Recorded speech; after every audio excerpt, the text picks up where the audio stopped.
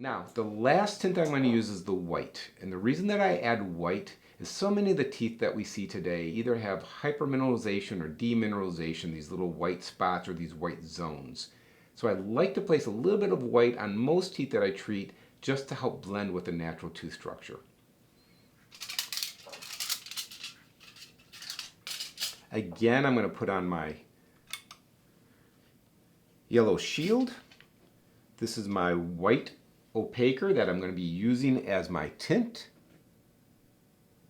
And I want to be very subtle again, unless I have a very strong hypocalcification or decalcification that I want to mimic. So I'll use a little bit at the incisal. This will also be used to help highlight the halo edge.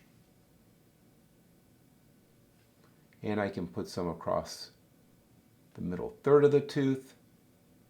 Create like this band of decalcification that we'll often see. And if I have too much, I just dry my brush and then absorb any excess.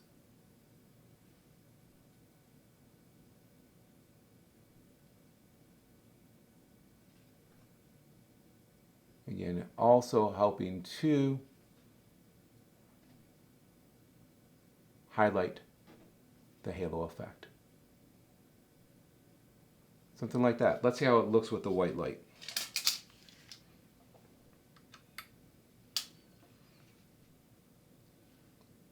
All right, something like that. And then we'll cure that for 10 seconds.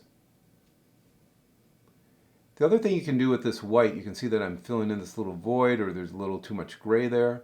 I can help block out. If I put on too much gray or too much light brown, I can help that block out, minimize that effect. Okay, let's cure that for 10 seconds. Go ahead, do your tinting. This is the funnest part for me. It only takes a couple of minutes, but it really gives great effect to make the teeth look more natural and avoid making it looking monochromatic. All right, we'll see you after you do your tinting.